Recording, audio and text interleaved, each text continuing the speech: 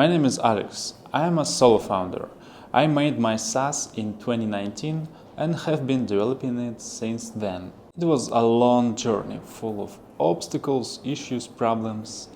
Some were common, such as building an MVP, making a product, finding customers. I have already made plenty of videos on how to make an MVP, find users, that kind of stuff. But there is a part of a startup life which is not widely spoken of: the exit. A month ago, my bootstrapped company was acquired. So I got a real experience on how to prepare a SaaS for sale, how to find a buyer, and evaluate a company. Let's cover these topics in this video. Enjoy!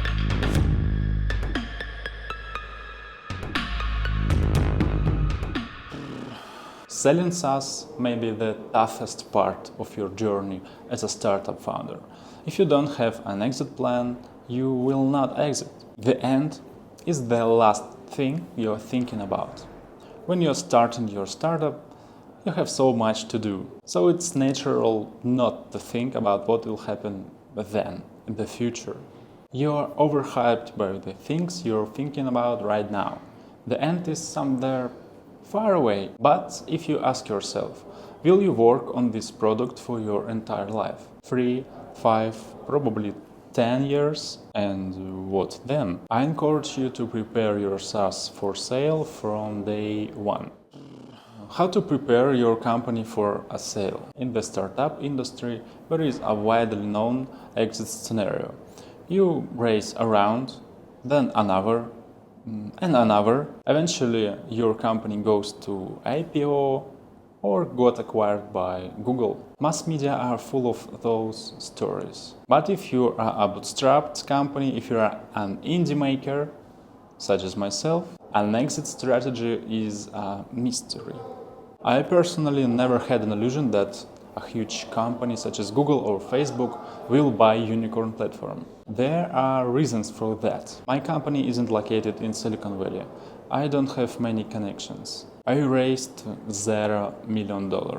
Evaluating a bootstrapped company is not as easy as a funded one. My company isn't incorporated in the US. So all those factors made selling unicorn platforms quite a tough task. But I followed these 2 simple rules, which allowed me to make an exit. Make some real value, and second, be transparent and open as much as possible. Let me explain those. The first one, value. A company is an abstract term, but it can be divided into concrete pieces. The first one is market. Which market are you aiming for? Is it huge? Is it small? The bigger the market, the more chances that your company will get acquired. Market can also have potential. For example, my market, which unicorn platform aims for, is full of entrepreneurs, startup founders, no-code makers, programmers, designers. This market is growing. It has big future. The next piece of value is the product. If you or your team made something unique, you have some exclusive technology, it adds the value. If you just copy-paste some existing tools and bring no new innovations, the value, the added value you create, it's near zero. So if you build something new, if you're creative, if your technology is unique, this adds value. Even if your company is small, it has some people. So if you have really good talents on your board, it adds value to the company. The founder as a part of the team is also important. If you have some unique vision, if you know something that no one knows, if you have a good understanding of the market, of the future of your product, it adds value to your company. Not only your current users are value, but also the customer acquisition channels you have invented. If you have many reliable sources of getting new clients, it's a value itself. So if you established a current of new users, if your user base is growing month by month, it's a value. If you need to work really hard to get each new user and it's not so easy to acquire new customers, that's not so good.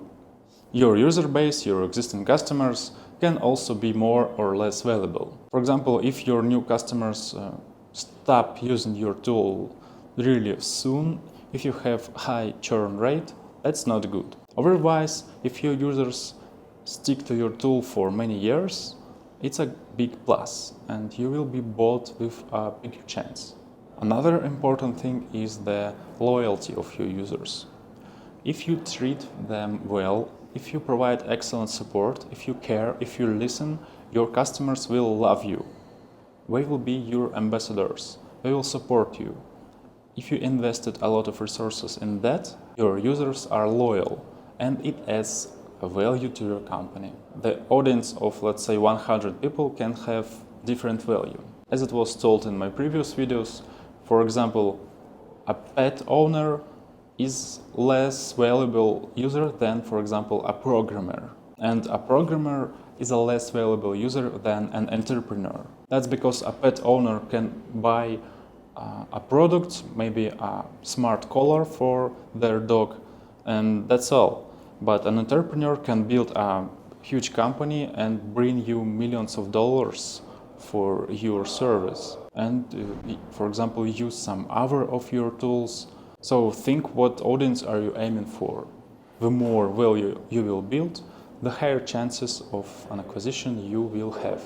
That's a simple and obvious idea, but again, I encourage you to think about it from the day one, even before you started your company. Just building a value is not enough. Same as product. It's not enough to build a product. You should also find a customer to market it, to find people to use it. The same concept goes here. Building a value is not enough. You should also promote it, show it off, present it to the people, to the potential buyers. Let the potential buyers be familiar with you, with your company, with your concept, with the whole thing you're building. I advise to do it publicly rather than sending reports in private emails. You will attract more potential buyers if you share your business details with the crowd. It allows strangers to peek inside your project, so it doesn't look like a black box before you start a conversation. The more they know, the more confident they will be about purchasing it. If you give numbers and share your vision with everybody, people will start getting interested in you. They will start discussing your company among their partners, their network, and eventually may begin a negotiation. Besides, it's much easier to start a conversation with a person who is open. Imagine any celebrity or an influencer you follow. You know so much about their life, their hobbies, what they do, how they think, their life goals, their wishes. It would be super easy for you to approach such a person and start a dialogue. So, make open startup reports. Give as many interviews as possible. Make blog posts, tweets, share the numbers and your vision. Poison the world with your mindset. Make them familiar with your company and with your person. Turn strangers into friends. That sounds complicated, but it's not that difficult. You just need to add another habit to your workflow. So start preparing your company for an acquisition from day one. Share reports of your company. How it grows, how you find customers, how you treat your users, everything. There should be no secrets. The second big question is how to evaluate my bootstrapped SaaS. If you play the VC game and you raised, for example, 100K for 10% of your company, it's easy to evaluate. That would be 100K times 10. That's 1 million. But what if you're a bootstrapped company? How to evaluate the asset? You can use the Josh Pickford's formula as a basis. It's 3.65 times ARR of your company. If you can't calculate ARR, just use 3.65 times 12 times MRR. That would be the base value. Then start adding some multipliers. You have an exclusive technology or a unique talent in your team, or you manage to find non-obvious ways to acquire customers. The more exclusive things you have, the more valuable your company is. I humbly added a multiplier of 1.2 because of the market I'm aiming for. No-coders, startuppers, founders, entrepreneurs. Access to this audience is very valuable. Thus, I evaluated Unicorn platform as 3.65 times 12 times 15K times 1.2. And that's roughly $800,000. The last question is how to find a buyer. First, there are marketplaces where you can list your bootstrapped SaaS. The most known is microacquire.com, the less known are Micron and Tiny Acquisitions. I will leave the links in the description. The listing just requires you to share some key metrics, set a price, and just wait for a buyer to come up. Alternatively, you can find a broker, a person who will match a company and a buyer, who will find a buyer for you. I don't know any good brokers, so I will not recommend you any. I have chosen something else, the third way. It's a passive way to find a buyer. I simply, that wasn't simple, did all the things we have talked previously, and the flow of potential buyers just started to come. I was getting from 1 to 3 emails per month.